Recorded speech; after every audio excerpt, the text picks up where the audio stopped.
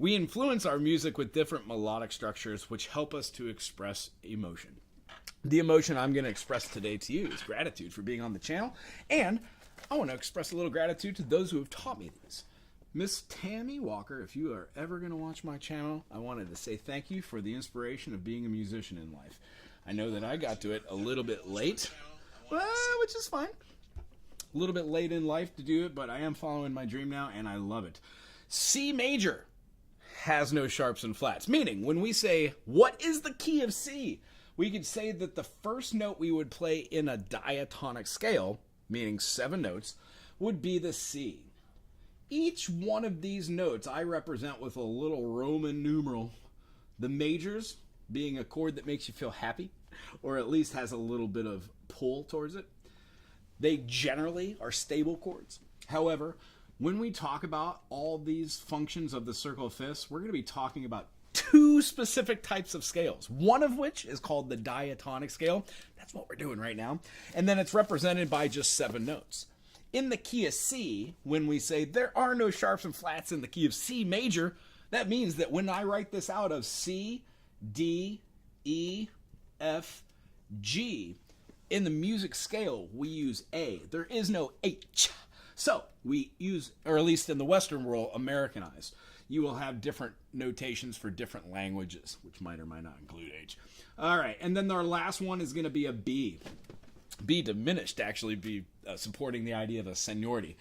Happy, sad, sad, happy, happy, sad. Tension? A little awkward. We build some weirdness here. What we like to do is go through all these to explain things in a multitude of different ways. These aren't always just happy, happy, happy, sad, sad, sad. They take on different roots in emotion depending on what order we play them in. Now, being able to say something along the lines of, oh, this has a good sounding chord. We would talk about notes that are inside of C major as being stable notes, meaning all the other notes that aren't these would want to go to them. The other note that I don't put up here is the 8th. I find that do, re, mi, fa, sol, la, ti, do can be well represented just by thinking of the 1 as repeating itself. When we repeat ourselves, that note is called the octave. Our octave note is one of 4 intervals that have a great feeling. Those feelings are called constances. Constants.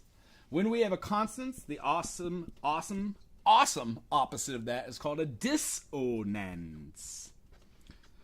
Meaning, these are intervals that go from one union to another and have a perfect wavelength which coincides with all the other notes. Meaning, they're stable. So, what we have here in our explanation of all these notes can be done diatonically, or it could be done chromatically. Chromatically just means that between each one of these notes, we have another note. There are some naturally occurring half steps in our C major scale, and in fact, every major scale, which is called an Ionian mode. When we go from the 1 to the 2, there is a note in betwixt. That note is called a C sharp or a D flat, as every single note on here has 2 names, kind of like a first name, last name, middle name, if you like to think of it that way. So in between C and D, we actually have a note. You could either call it enharmonically the C sharp or the D flat. That's what those mean.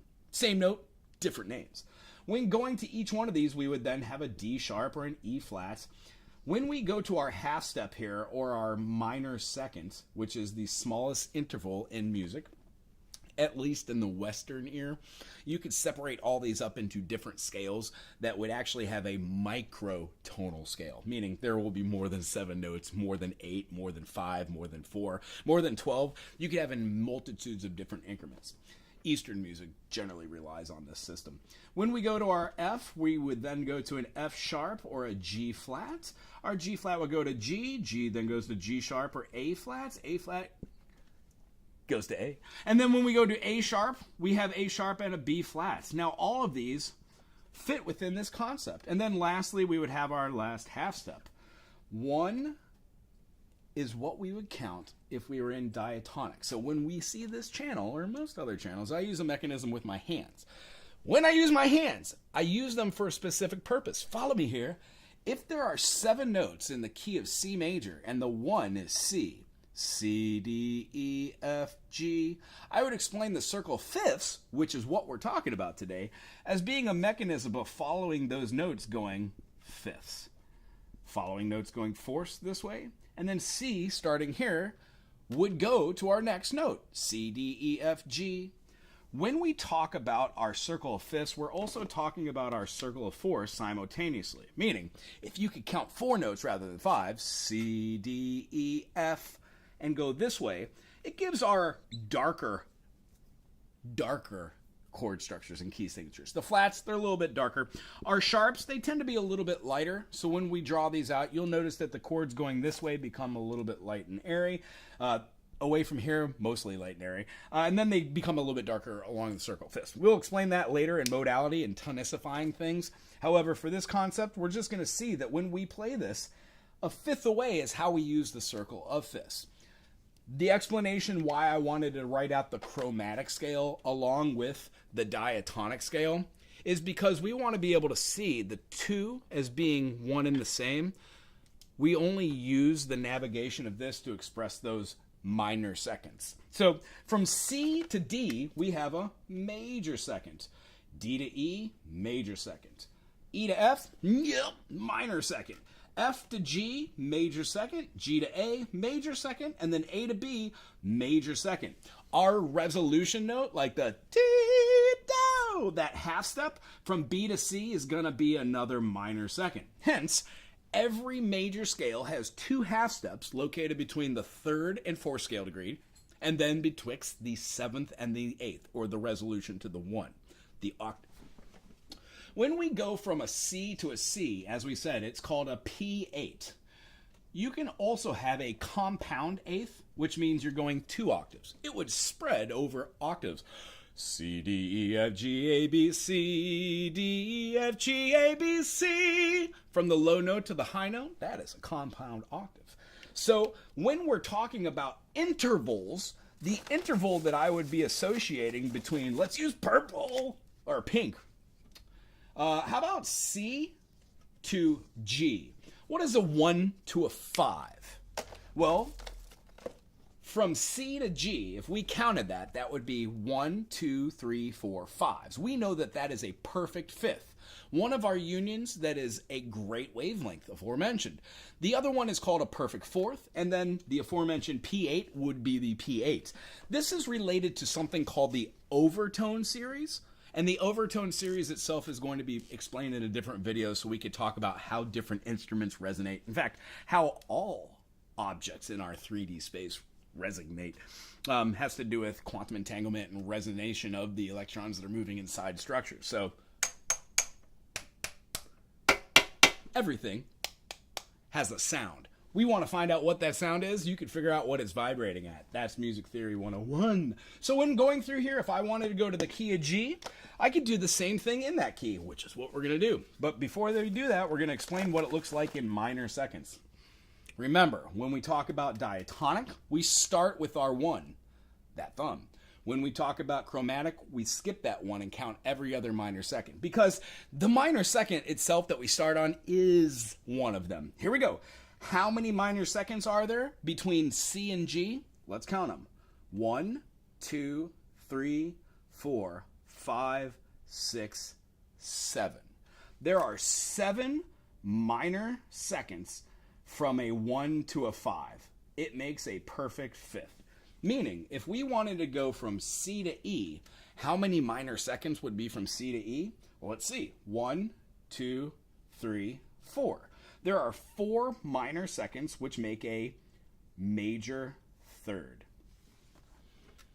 Awesome. So what happens if we were to flatten this to the E flat, making this C, E, G, which is what we call a note makes a harmony, a major third, and then E to G. E to F is a half step or a minor second, another minor second, and then a minor second. So if we were to count that, we would say, oh, we have a minor second and a minor second. There are 3 minor seconds, and that third minor second would make up our minor third. So when we see our C, we can say C to C sharp is a minor second. C sharp to D is a minor second, and 2 minor seconds equal a major second. These are what we call intervals, and that's what we're going to be talking about today after we just go through the circle of fifths. All right?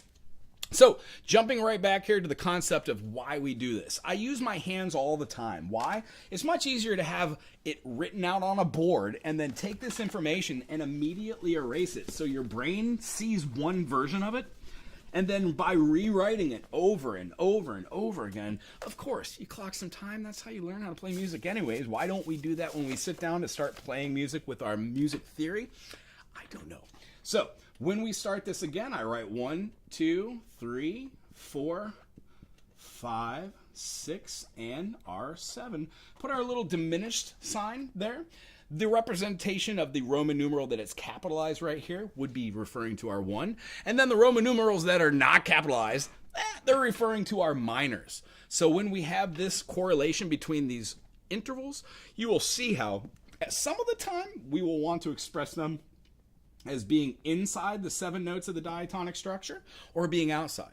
So the first time we did this, we had a C, drawing just a circle. I'm not even going to include the flats. We're just going to be doing the sharps here. 5 notes from C would have been, count them with me, C, D, E, F, G. Wonderful. G is going to have 1 sharp.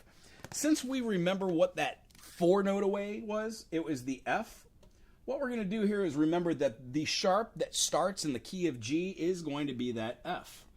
The F sharp is now located in the key of G. So if we were going to say G, A, B, C, D, E, F, we wouldn't be talking about our major 7th. We would be talking about the minor 7th. It's located in between the 6 and the 7.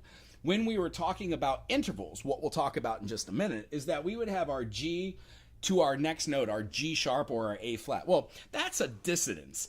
To be able to see that, we would be looking at a diminished or an augmented note, meaning it's not part of our major 7, G, A, B, C, D, E, F sharp, G. It's actually one of the notes that's in betwixt.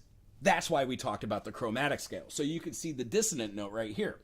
Every single one of these has a function, like 1 to 2, major second. 1 to flat 3, minor third. 1 to major third, that's going to be our major third structure. Our major third structure is going to go to our perfect fourth, which is going to be in the case of G, G, A, B, C. Our perfect fifth is going to be D. And then when we see ourselves jumping up to our E, we find ourselves getting the relative minor. That's something we're also going to be talking about in the end of this video for the intervals, just how to view them on the grand staff and why we use this circle of fifths in the first place. So going through here, this would be able to spell out our C major and our G major. And you're saying, well, wait a minute, why would you say C major? How does that spell that out? And the reason why I'm saying that is this. If we have these structures that are put together and we find ourselves seeing the F sharp as being abstract to our C major, what we're doing is we're using our brain to imagine what C major looks like. In fact, you can make any one of these notes tonicified or the root. Meaning, if you make one of these the root note, eventually you will be able to see that C, E, and G make up a C major. Why? How? I use that same system for the 5 notes, get rid of our 2 and the 4, and play the 1, 3, and a 5. That is the construction of a major chord. Remember those stable notes. So when we play the 1, the 3, and the 5, we start building our chords. In the key of G, we have a G major, which is a G, B, and a D. The next set of 3 is an A, C, and E. And here's where the circle of fifths and just music in general becomes very cool and interesting. The A minor is also an A minor in the key of C major. C, D, E, F, G, A. Major, minor, minor, F major, G major, A minor would be the minor 6. Now remember, we wrote this in the key of G, and we're thinking about what this would be in the key of C, just by tonicifying this, making it the 1. The idea is you don't have to rewrite everything if you're just looking at a key to see relative notes or relativity, or even what mode it makes just by looking at it. We'll get into that also as well, and we'll talk about stacking chords beyond triads and adding another note like a 7th, major 7th, minor 7th, major 6th, minor 6th.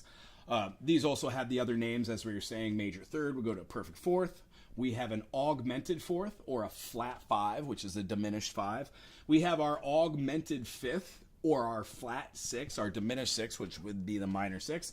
Major 6, we'd have our minor 7, which is called our augmented or our diminished. See how this works? The intervals that are perfect, they can be a diminished or an augmented, but when we go over to the notes that cannot be those notes, they just mainly stay with the namesake of major or minor. Like, there is no perfect 6th. There is no perfect 7th. There's either a major 7th, major 6th, or minor 6th. We'll go into this later explanation when we talk about the circle of fifths and how it relates to different chords and their interval masses. So keep going, B, D, and then F sharp. We have B, D, and F sharp. The reason why I like this one for this, if we said B, D, and F, that would have made a B diminished. B diminished is only found in the key of C major and A minor, its relative minor. This chord, B minor, is found in 3 different chords. It's found in the key of D major as the 6th, the relative. It's found here, right? And it's also found in the key of A major as the minor 2nd. Now, does that mean we can't play a B minor anywhere else except for those notes? No. But in the beginning when learning this, we try and learn it as having like starting very simple walking, having rules that we follow, and eventually it turns into us being able to use these rules to create really cool melodies, songs, and charts. And, hey, Michael, how you doing? And it helps us to actually understand what we're doing and trying to say. How you doing this morning, brother? How's the weather out there? It was beautiful at your house during the show you had the other day on Sunday. Wunderbar. So, going through here, we're going to do it again.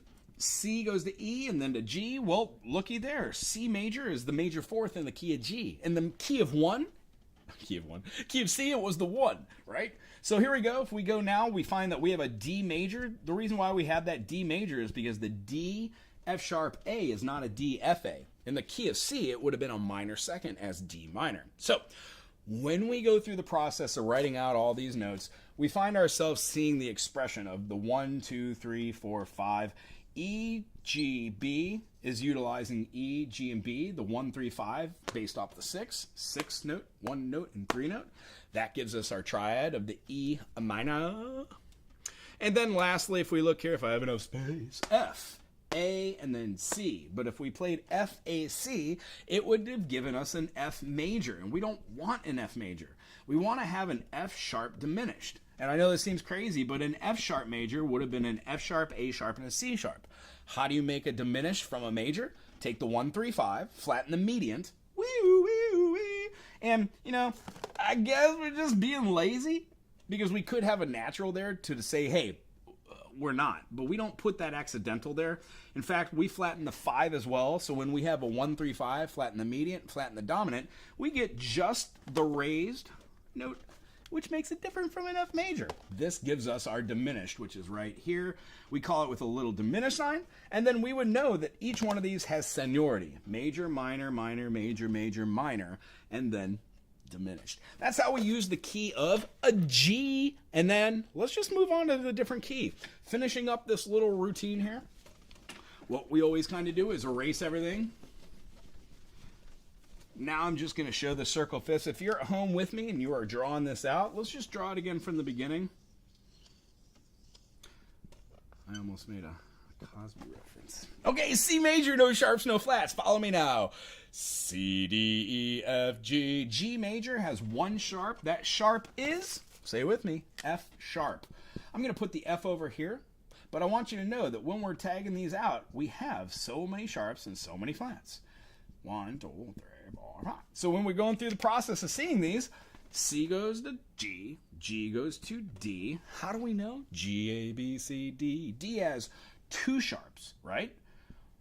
1 sharp, 2 sharp. What has 3 sharps? D, E, F, G, A. Cool. A has 5. No, that's not right. A has 3. Why is my brain not working? A has 3. When we go and do A, B, C, D, E, we're using our fingers to explain what E is. E now has 4 sharps. 1, 2, 3, 4. That 4 sharps goes to the 5th sharp. What's our 5th sharp? B. How do we know that B has 5 sharps? 1, 2, 3, 4, 5. Well, E had 4. E, F, G, A, B, C, D. That would have been the sharp that we added on for that. Now, if we were to see 5 notes from E, E, F, G, A, B. B has 5 sharps. The note that comes right before it is our sharp. That's what we're going to show right now in reference. I'm just going to fill out the rest of this circle. And then I'm going to show you a little trick so we could see how to shorten the circle. On this, we're going to have all of our notes that pertain to the circle of sharps. When we write out the notes, as we did, we wrote out a 1, a 2, a 3, a 4, a 5, a 6, and a 7. These are all the notes diatonically speaking. Bit hot? Whew, I bet so.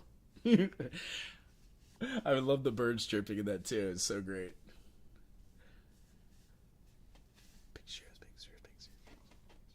So check this out. When we're going through 1, 2, 3, 4, 5, 6, and 7, we have all of our diatonic notes. Let's work this from the key of, let's say, E. This is great for all guitarists hanging out here. E, F, G, A, B, C, D. Awesome. What is the first sharp that we put on in the key of G? When we go to G, C has no sharps, G has one. That first sharp is F. And notice, it's the note right before the G. It's a minor second before it. We can either use the circle of fifths to know the next key or the next sharp. So this one was an F sharp. Well, what's 5 notes from F sharp? 1, 2, 3, 4, 5. Excellent. Well, the next sharp in the key of D that adds this one together is called the C sharp. Notice how in the key of D, if we use our imagination to go D, E, F, G, A, B, C, D, that wouldn't be how it sounds. It would have sounded like D, E, F, G, A, B, C, D, which is a natural minor. We want to sharpen our 3 and sharpen our 7. So we have D, E, F sharp, G, A, B, C sharp, D. So it naturally flows as a major scale. When we go to our A, we add on the note right before A, or we could have gone C, D, E, F, G to go 5 notes from our last sharp. When we do our last sharp in the key of E, it is 5 notes from our last sharp that we added for the key of A. Hence, when we keep going around the circle, B is going to add A sharp. When we go to our next F sharp is going to add E sharp.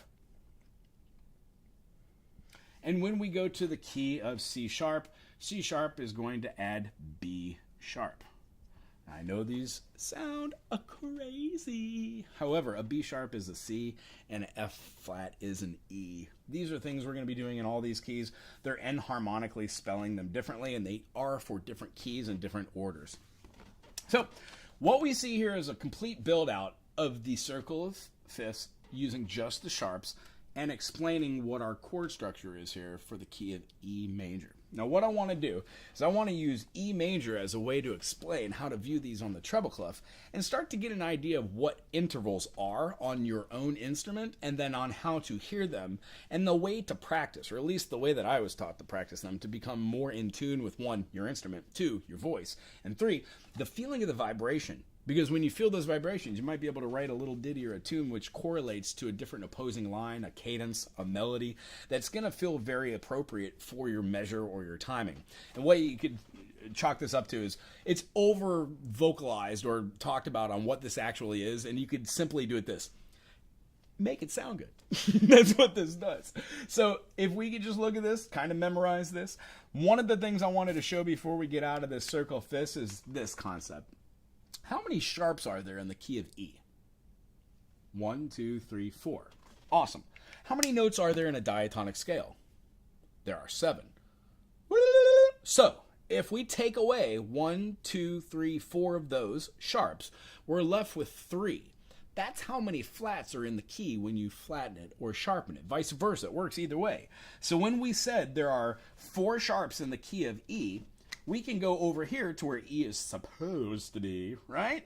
Put an E flat, and we could definitively know that there are going to be 3 flats in this key. Why? Because there are 4 sharps in the other. When we go through the process of seeing F sharp has 6 sharps, now do it with me, 6 sharps, take away 1.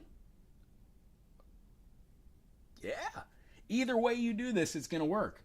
So in the key of F, there is 1 flat. That flat is B flat. In the key of B flat, there are 2 flats.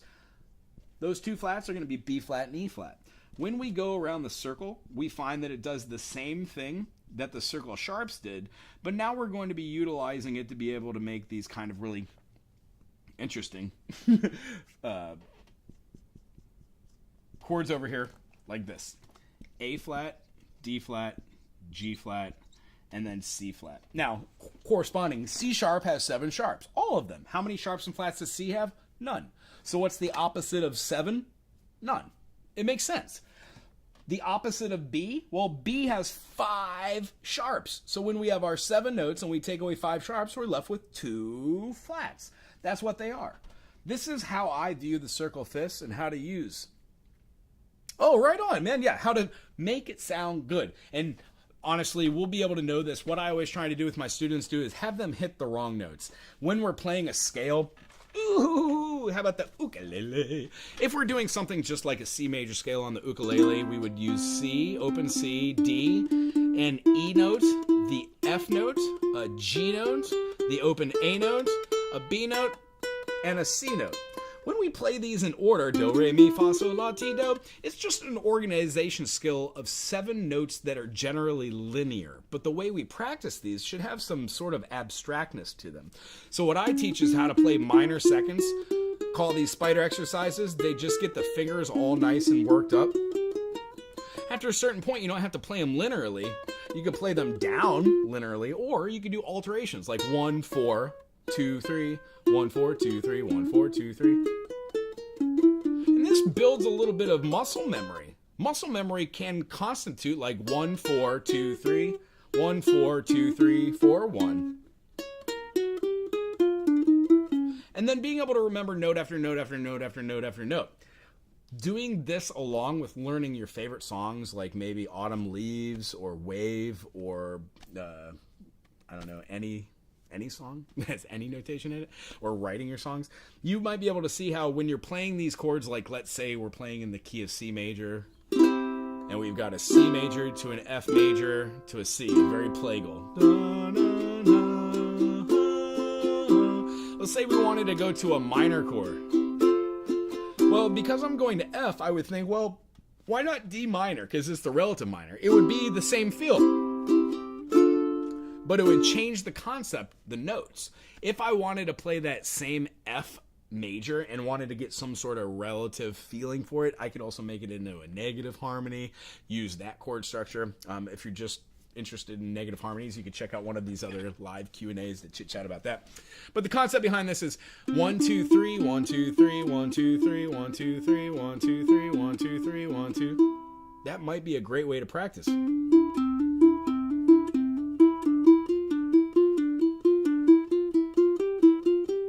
This gives you the feeling of repetition over and over again.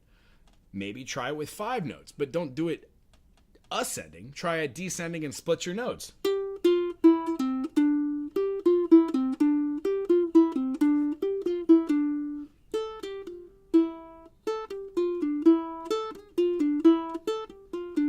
The idea is when you play them over and over again, combining those melody lines,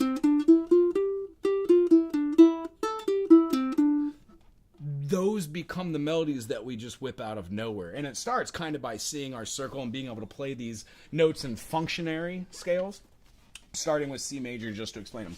All right, and without any further ado, unless anybody has any questions about what we just went over, if you do, I could pause for a minute from my jibba jabba and take any questions you might have about the circle fifths, why we use it, how to see the notation. And then we're just going to use the key of E, which has 4 sharps, to explain how to visualize these intervals and what their names are and functions. And this will be a pretty good, little video to explain the intervals. Go into the playlist form here. I also use these to show my students. Then I would love to be starting to make just little videos that are based off of all this information, which can also be, eaten in bite-sized portions. Let's see here. And I want to thank everybody for being here this morning. Very, very cool. All right, so if I was going to draw out the treble clef, just going to make it kind of big. Can we see that? Noise. I'm going to put the treble clef right here. And for those of you who don't know it, when you take the treble clef and you do this looks like kind of a 6 and goes down.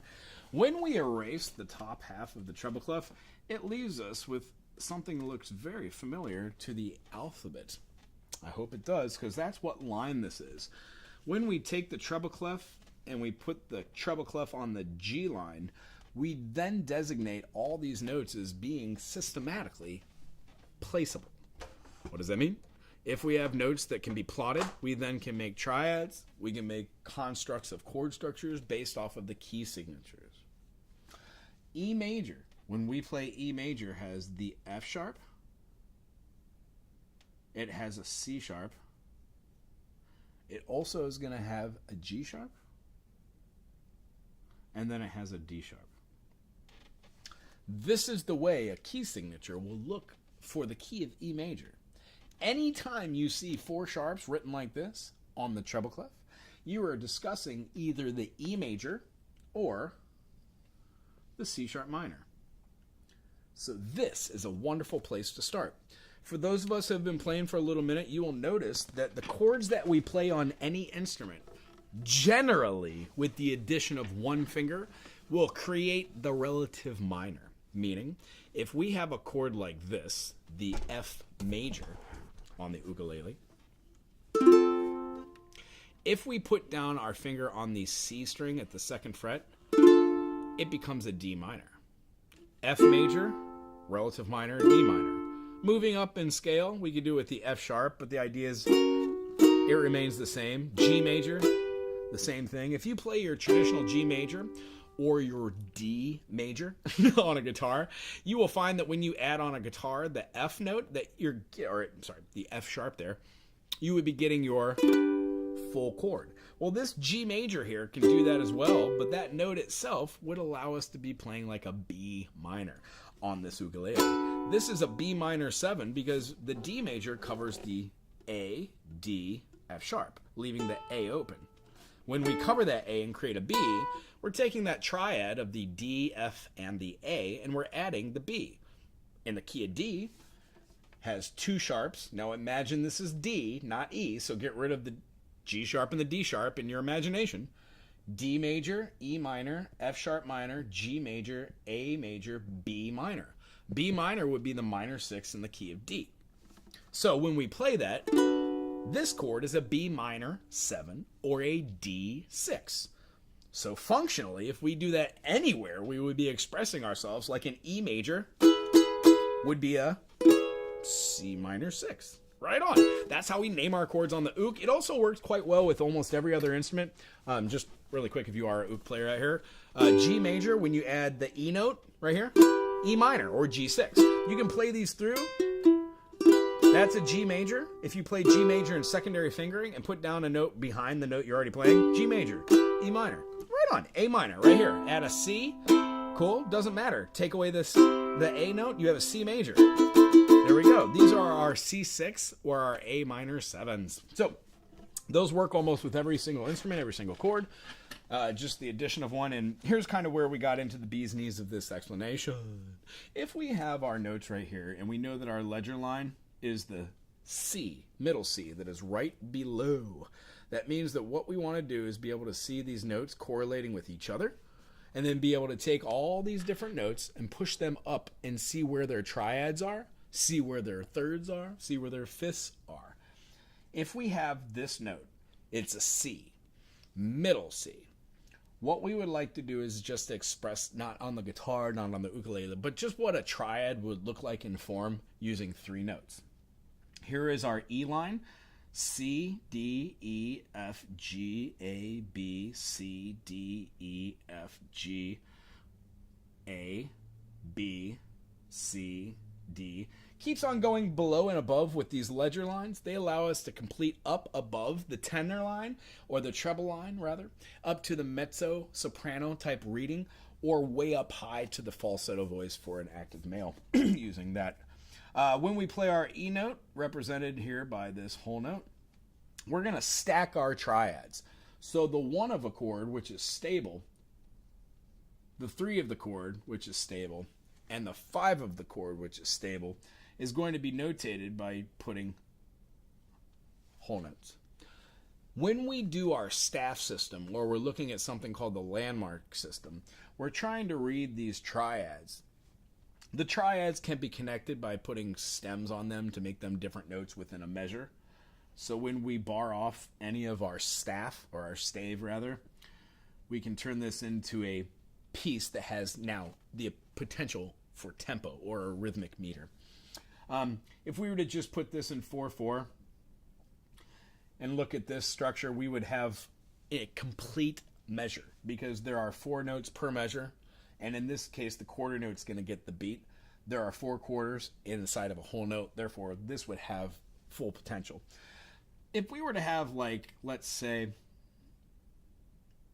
let's just keep it with that. That's our E major. So building a chord, let's look at our intervals. We already aforementioned that we have some perfect unions. Now, one of the unions we have in here is not only a stable note inside the chord, but it's also one of our perfect unions. It's called the P5, or the perfect fifth. That in every scenario, in every case, is the jump from E to B, or C to G, or D to A. These are all going to be an amalgamation of 7 minor seconds.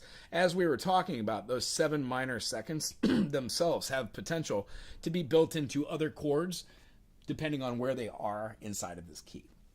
So if we were to take this chord, which is an E, and say, let's make what we were just talking about, that E major 6. The concept is we could see this as a couple different ways. We can go into our E major and use the diatonic form to say 1, 2, 3, 4, 5, 6. When we see this as being the major 6, we can write that note just by looking G, A, B, C. When we write that note in, you will notice that the note that is next to is right next to it.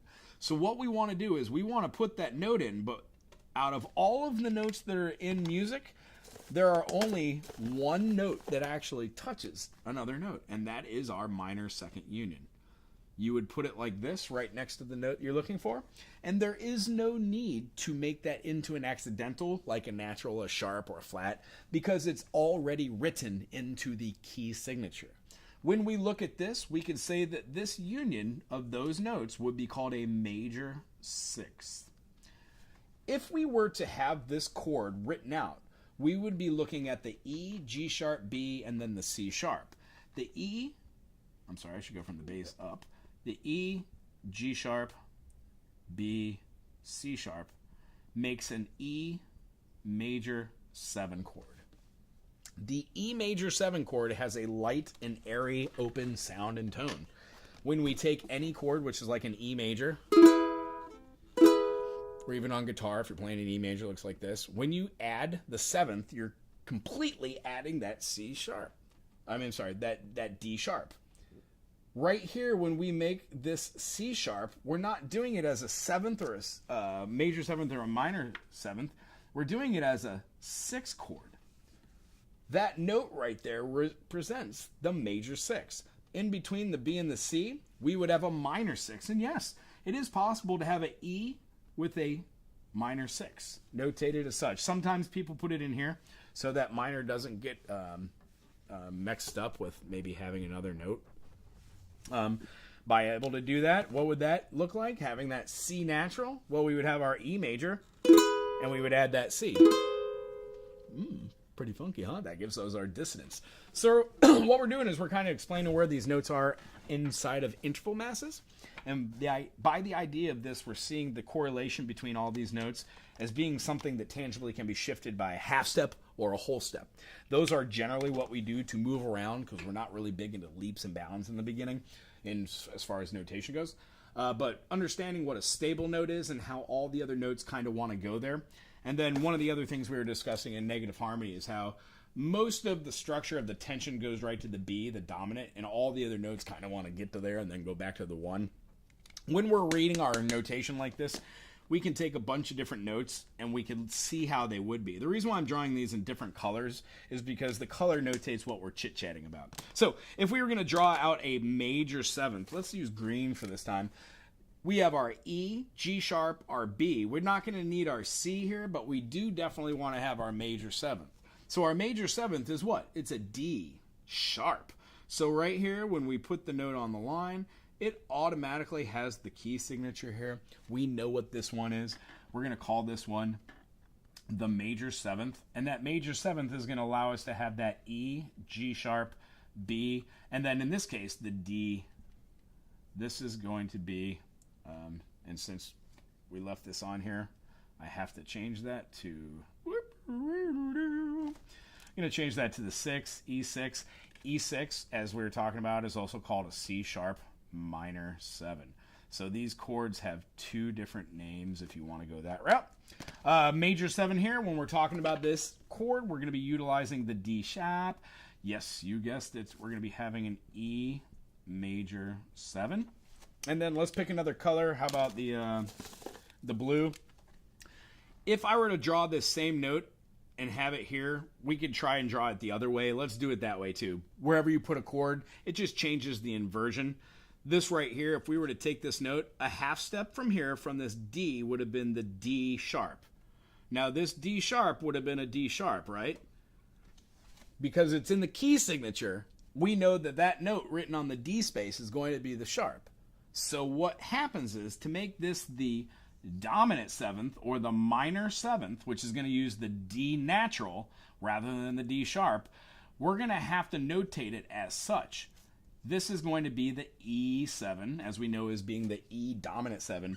And right here, what I wanted to do is make this note here flatten by a half step. Well, the key signature says F sharp, C sharp, G sharp, and D sharp. So this D sharp down here, even though the sharp is not written on this space, it correlates to the key signature. Meaning, we're going to have to take this note and put a little natural here. And that little natural next to the D would notate that you're not playing it as a minor second. But now, in correlation to this, the interval would be posed as a major second. Whether it goes above or below, that's inconsequential. And then the way that I would actually notate this down here, because it's an interval now, would be an E7. And because the D natural is on the bass, I would actually put that down there. That's a 7-3 chord. We'll talk about this in naming things, but this is going to be considered an inversion using a chord that has more than 3 notes. If it has a 4th note, we have a 3rd type of inversion. First inversion uses the 3rd, second inversion uses the 5th of the chord, and then the 3rd inversion starts the chord on the 7th, hence the D in the bass. Cha-cha! And I can see now that I'm writing on this and you can't see it, so I'm going to move the camera. Again, in review, a P5 is always going to be there. And even if we don't have that P5 on the staff, our brain will naturally fill in the hole or the gap of that.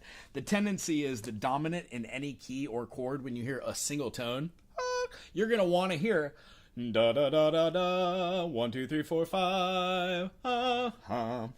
The reason why we're going through this and showing these notes and value, especially this one, is to see that when you go above a certain note, it has a correlation going up, and then going below a certain note, it has a correlation that is going down. So if we had this E note and we went up, we could say, oh, gee golly whiz, a major second away from E is a D natural.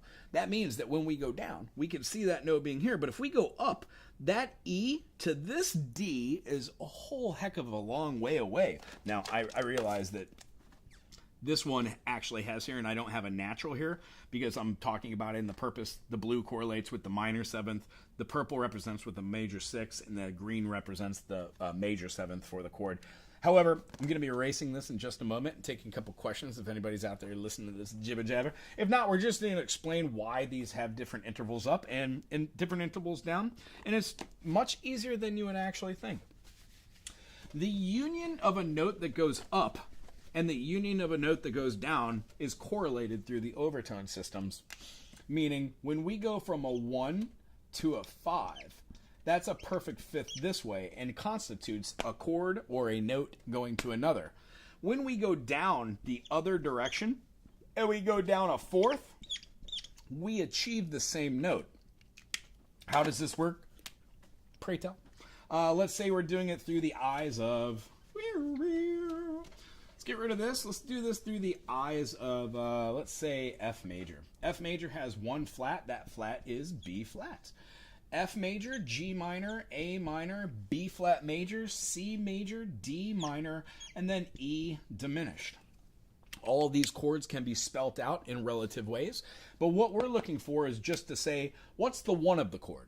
Oh, it's the F. Nice. When we go up 5 notes, F, G, A, B flat, C, we get our 5th. If we were to take this same thing and act like we actually wrote our F over here, which, as I said, I generally don't ever do because it becomes a little confusing when talking about do, do. If we were to go down 4 notes from that root, we would find ourselves at the same note. This is because the perfect union of a 4th and a 5th. When you have a perfect 5th, and then you look at what the opposite is of it from the context of where your tonicified note is, you will have a justification for having landmarks in your brain on why notes work in a certain way and what they are in comparison to different chords. Oh, bye, Michael. Thanks for popping in, man. Aloha. The concept behind this is when we go from a perfect 4th. Oh, by the way, and I'll put a little link to Michael's community page too. Does a lot of different music online of originals, which are wonderful. And then also shares in community with other people on different channels. And I would love to put links to those as well once I accumulate those. Thanks for stopping in today. Aloha. The P4, if you were to flip it, becomes a P5. Same thing that works because we only have these unions that actually have sustenance. Do you remember from earlier what the name of the perfect unions were? You got it. We've got our 1, we've got our 4, our 5, and then, of course, our 8, but our 1 is our 8, so we're just going to clarify and call it our 8.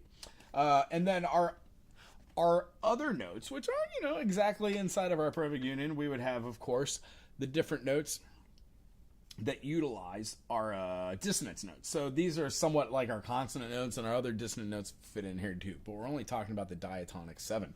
With these, we can see how all of these can be either a perfect, as we were talking about. They could also be a diminished, or they can be an augmented note, meaning you can go up a half step, and that one that was a nice note becomes a dissonance. It has a lot of tension that it builds because it doesn't feel right inside of our triad. And if you think about it, if you were to play a C major and sharpen the 5th, it becomes a aug 5 or a augmented chord. If you sharpen the 1, it's still an augmented or a diminished of a sort. It just depends on what you want to call it.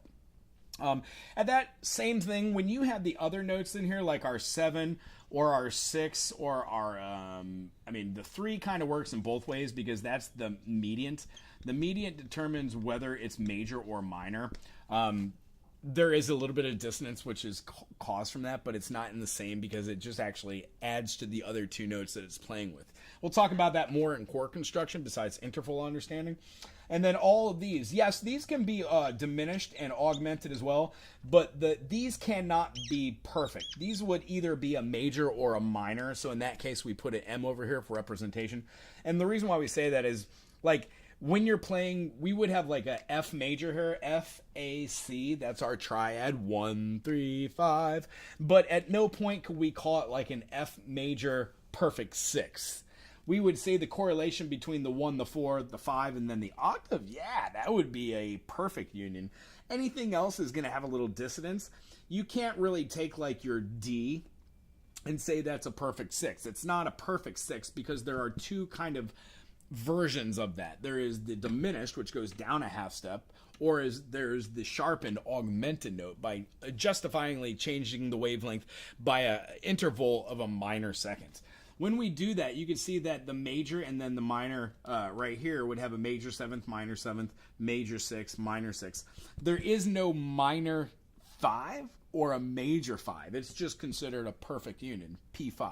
Same thing with the P4. We can have the augmented note in between it, like you see over here. We could change that P5 to an augmented all day long, but at no point could we change this to like a B flat and say, oh, the difference between my B flat is a major and then the B natural is a minor. It doesn't quite work that way. We would call those augmented or diminished. It would take the place of, right? Cool. I hope that's enough explanation on that end. This is how I use these chords to be able to tab them out when I'm writing music. And then if you're still watching this video, or if you watch this in the future, if you check out the channel, there are play-along backing tracks to songs that nobody knows. There's just a couple thousand songs that I've written over the year or so that I'm starting to post so people have something to play with and try new avenues of writing. Cool. So today, in a nutshell, what we covered was the circle of fifths. we covered the idea that when you have a certain note, like a 1 or a 5, if you go back from that same note, the union that's created is vice versa. There's kind of an opposite effect. One of the other things we see from that is our major third would in fact switcheroo and become a minor third. We have different ways of doing these, and I think the final thing that I want to end on here is if you're doing chordal analysis from this, and the last thing that we kind of cover on here is each one of these should add up to 9. 9 is going to be your magic number. When we have these notations on the grand staff, no matter what they are, if we're doing like interval challenges, and we're like, okay, cool, we're going to draw a staff right here. We're going to give it a key signature of 1 flat. That means that we are in the key of F major. Yes. So when we have F major, we know that we've got a stable note, stable note, stable note. In fact, 1, 3, 5, when we do that, we have our G, B flat, D, which is going to be our G minor, A, C, E, which is our A minor, B flat, D, F, which is going to be our B flat major, C, E, G, C major, D, F, A, which is going to be our D minor. And then we're going to be moving all through this to the E diminished. Now, E diminished sounds a lot like a C7. We'll talk about how chords are actually named twice with different enharmonics. So for this, what I want to say is this is in the key of F. When we're doing chordal analysis, let's say that we have F, but I want to see what the 4 chord is in the key of F. We would write out our note. We would put our note down on the line, building it from its base. Since we have a C here, the note below it is going to be a B. That B is already covered here with our notation in the key signature as being a flat note. Therefore, it is a B flat. When we have the B flat, we're going to skip a letter, which is the line, and play the next note, which is going to be on the space, because this hypothetically is a space. And then we're going to draw out our next notation. That next note is going to be a space. Hence, when our eye looks at this, we start seeing something called triads. Our triad here is a B flat, a D, and an F. Well, that makes B flat, D, and an F into a B flat major. When we're seeing these notes, if I wanted to know what the correlation was between the B and then the correlation between a B up here, I would know that that is a perfect union. It is a octave, the P8. Well, if we had a note like this, what is that note in correlation to these notes? Well, let's analyze that. This note that we're shooting for is on the space right above the G line, meaning it's going to be an A. C, D, E, F, G, A. This A note is in the key, so it is a consonant. It is a stable note, meaning we don't have to see if it is a proper or improper note, or a chord that makes sense or a chord that doesn't make sense. This chord does make sense. However, the idea is the addition of the A doesn't really add anything to this situation, because the triad and adding the A would just make this into what type of chord? It's just a major, or just a minor here, or just a major in the key of F, F, A, and C. Well, that would be a minor third. But when we play the B flat, the D, and the F, this A in correlation to the B flat becomes something quite different. This note would want to be leading into this, meaning from this note, we need to know what that interval is. Well, let's do it. B to C, right, would be a major second. But the B flat to C is a minor second. So what we're seeing here are the steps of going up. If I were to notate this out, you would see that this would be to the 7th. We would have the major 7th here, and then we would need to know how many spaces there are away till we get to our resolution. Well, the idea is if this is the 7th, there are 2. Why? 9 is the special number. 7, 8, 9. How do we know that? Well, if we were going from our A here, and we see that we're moving through these notes, the correlation between the interval would be achieved by seeing that these notes can be placed anywhere, and the same thing that we're working with, like let's say the C major, if we had a C, E, and a G, if we wanted to get all the way up to the top C, we would know that that is 8 notes. This would be the 7th note. you would have 6-note, 5-note, 4-note, 3-note, 2-note, and then you're back to your root. All of these, when adding themselves up, work out to be either a minor second or a major second.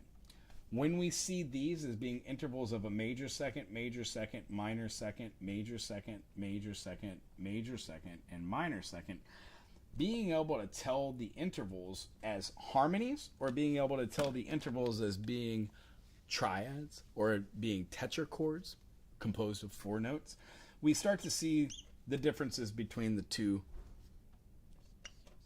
by doing correlations of notes and being able to describe these in their intervals. So today, as a recap, our correlation for the notes comes down to knowing what a P5 is, understanding that when we go from our third of the chord to our fifth of the chord, to know what a minor third is. We also have the fifth going up to the octave.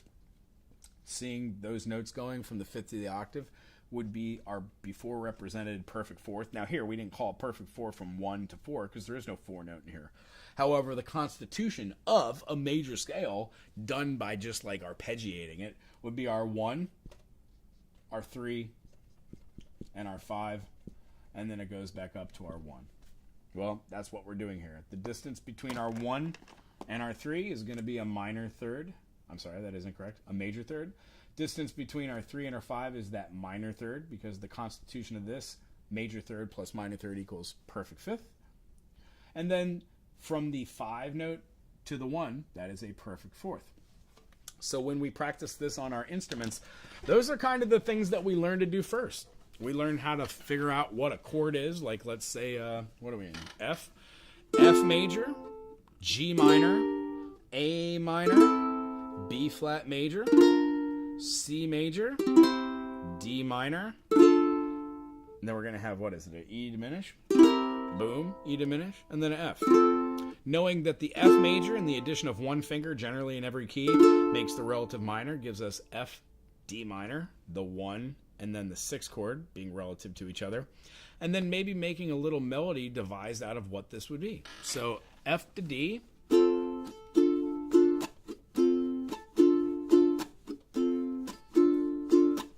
feeling Steve Miller. Trying not to think of it. All right, get that out of our heads. How about a different rhythm?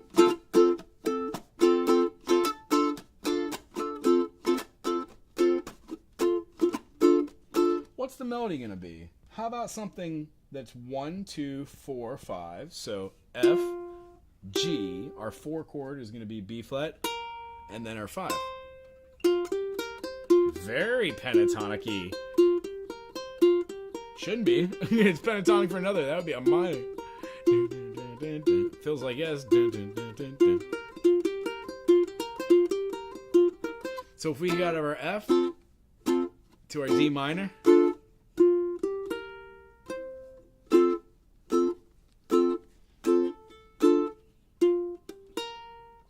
how about we used an augmented fifth right here, the C sharp, to move into the D. So we'd have at the bottom end of that. So we'd have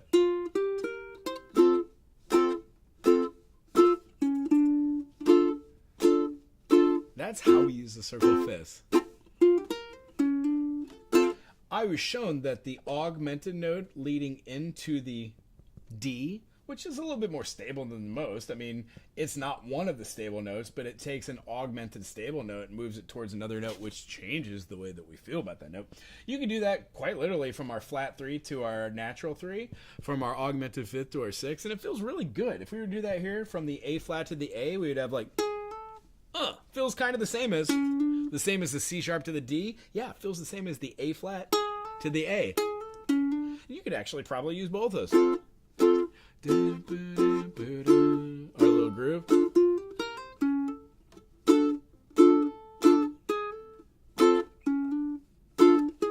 Yeah, both of those work. Why? They're inside the diatonic structure, even though you're going outside of the diatonic 7 and you're using a note which is considered an augmented or a diminished.